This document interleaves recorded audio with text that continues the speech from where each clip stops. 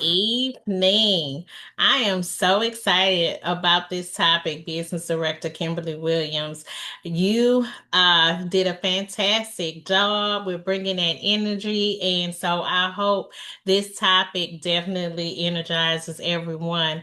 And so this is our Community Financial Education Forum. I am Business Director Erica Ba here at OIC 10K. And just like Business Director Kimberly Williams said, that our mission is powerful. We want to empower our community, right? So that we can elevate our lives. And so tonight we're going to cover these various topics on trust, like what is a trust, the different types of trust, and how trust works, because that's like a hot button word, right? Everybody's talking about a trust, but what does trust really mean, and what's the makeup of it? And then we're going to touch on those common misconceptions, all of those things that we think lies in a trust. We're going to break those misconceptions tonight. So, what is a trust? A trust is like a personal rule book for how your assets should be handled during your life. If you become incapacitated or even after you pass away. So a trust takes care of all of that. It's a legal arrangement allowing for a third party, which would be a trustee, to manage those assets for a beneficiary. And it's used in estate planning, asset protection, and wealth transfer, because that's what we're about. We're about having that knowledge so that we can build wealth and empower our community. And so the key parties involved in a trust is a grantor. So this person creates the trust, and you have the trustee that manages the trust, and then a beneficiary that benefits from the trust. And you can think of a grantor as a boss, the trustee as a manager, and the beneficiary as the one who gets paid. So each role has a different purpose in the trust. And when we're looking at different types of trust, um, we want to look at, we can break them down into two main categories, like a revocable trust that can be changed or canceled by the grantor at any time, or an irrevocable trust that cannot be changed once established and offering more asset protection.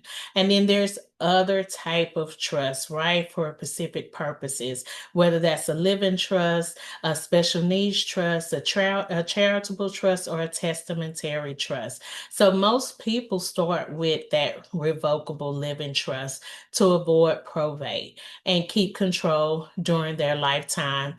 Um, and we'll touch on just the basics of all of those uh, for time, but let's look at the benefits.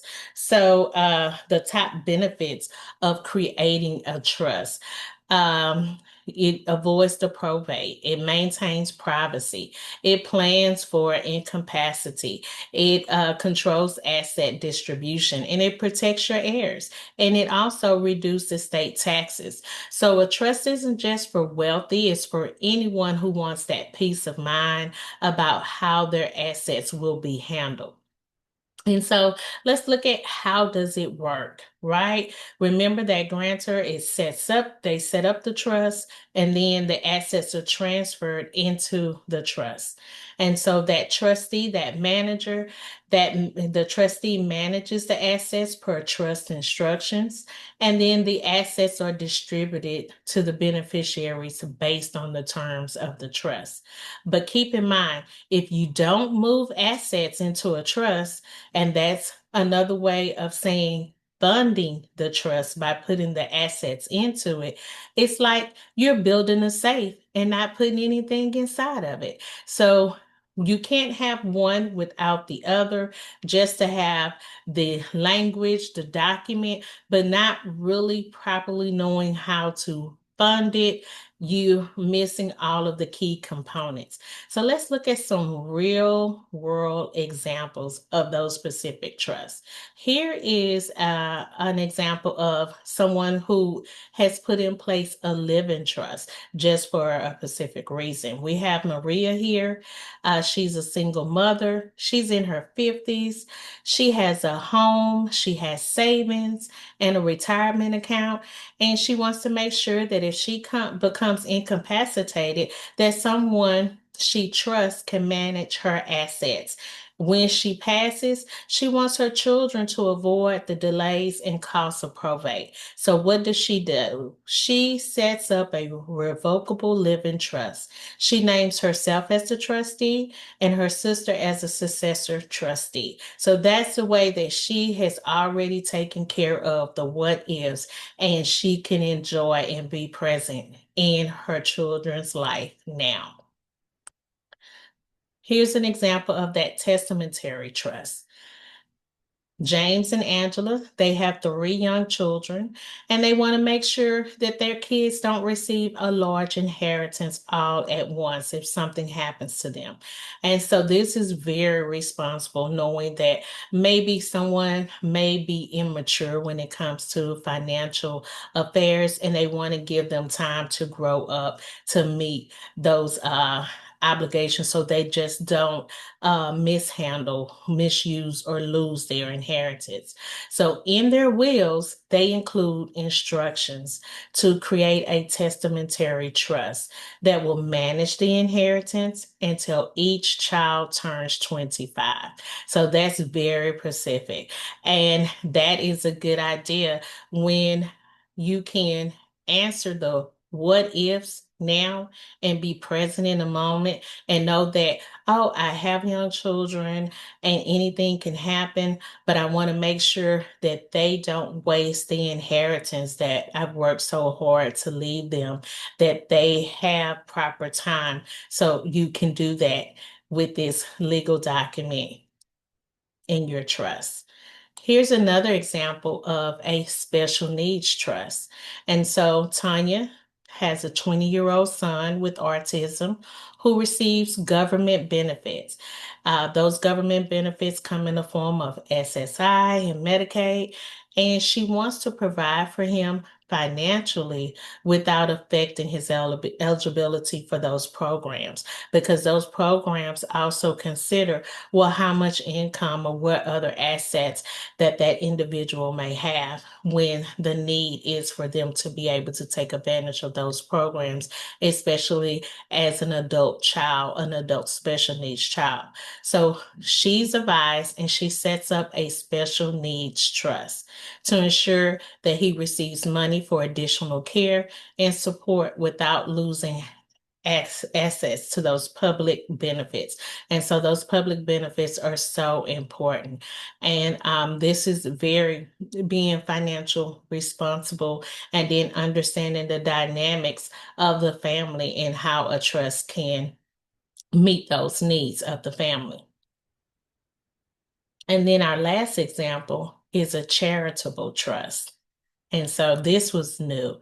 And you definitely want to make sure that you're speaking to a financial professional to get all of those important information to make sure that you are abiding by the laws of your state. So with this charitable trust, George is a retired business owner who wants to give back to his community and reduce the estate taxes. He also wants to continue receiving income from his investments during his lifetime. So he's a giver, but he's also making sure that he's taking care of himself as well. So he creates a charitable remaining trust that pays him an income now and then later donates the remaining assets to a nonprofit organization when he passes away. That is so thoughtful to know that we have those choices to make. So here's just a graph where you can kind of look and compare the features between a trust and a will. Many people use both, a trust for the asset protection and a will as a backup. And so you can see that which one avoids probate is your trust, which one is private is a trust, and a will is public. And when they go into effect. So a trust, you can utilize a trust during your life and it will still go into effect after death, and a will only after death. And so which one covers what need for the family? And here's those points again. So remember that trust avoids that probate. The will goes through a probate, which is a public, and it's there for everyone. It's only effective after death, but a trust handles both life now and after death needs. And so some of those misconceptions when we consider a trust, a lot of people think, oh, well, a trust is only for the rich. Well, it's not. It's for everyone. I'll lose control of my money. No, through those examples you saw, even with that charitable trust, he was able to set aside money, and when he transitioned to his favorite charity, his favorite nonprofit organization, but he was still able to take income, receive income from his trust while he was living. And so it is a very flexible tool, and it's something that we all should consider, making sure that you first make sure that you get the proper financial advice and guidance on how to implement it for your family's needs. And then some people say that they're too complicated. Well, things that are important are worth us doing our research and taking time. And it will definitely, front loading and doing your research will definitely save you money and time on the back end. And then I don't need one if I have a will. Well, you can definitely have both. So these myths, they prevent people from taking the right steps. A trust can actually simplify and strengthen your plan. And so that's, oh, hoping for the best, but also planning for the worst and making sure that you have those what ifs answered and the family has the plan in place so that they can meet their needs. So let's look at the steps to create a trust. You want to draft a trust with a legal professional and then define your goals. Really take the time to think about what are our needs? How do I want this this framework to work for me and my family? Do we have a member of our family who's special needs? Do we have a nonprofit organization that we would love to support in our absence?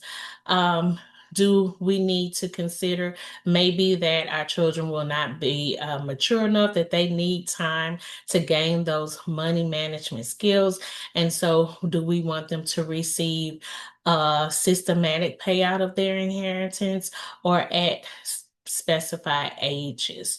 So, and then do I want to be able to change when need be, whether I'm doing, when do I need a revocable living trust? So you want to definitely define those goals and those needs, and then choose the right type of trust for you and your family. Select a trustee. Should be someone that you trust. At times, family members can be overwhelmed and very emotional during those hardships. So you definitely want to consider that this is someone that you keep in touch with often, that they will take the responsibility to make sure that your needs are really sought out, and that your what you have set in plan, it goes according to that plan. So this is an individual that you definitely want to be in a covenant relationship with. You want to make sure that they understand what your needs are, where these documents are located, and that they are going to partner with you. It's kind of good to have a backup person as well. And then you want to review and update these documents as needed when there's different life experiences. And remember, funding your trust is putting those assets. So as you move forward, and let's say you make new purchases, whether that's a home or other assets that appreciate. You want to make sure that you're putting them in your trust, and then continue to build on that as well. And so a trust can definitely help you protect your family. Remember, keep in mind, it will reduce those legal headaches and pass on the wealth efficiently. And consider it a gift of clarity and a peace for your loved ones. Work with that licensed professional to tailor your trust to your needs. It is not a one size fit all. So I definitely hope this information was helpful, and it will encourage you to reach out to financial professionals. We are here at OIC 10K to serve you. And so you can reach us at our website at www.oic10k.com. And then certainly like and subscribe to our YouTube channel at OIC 10K Totally Lit. I thank you for allowing us to share this information with our community. We're looking forward to seeing you very soon. It has been a pleasure. So I'm going to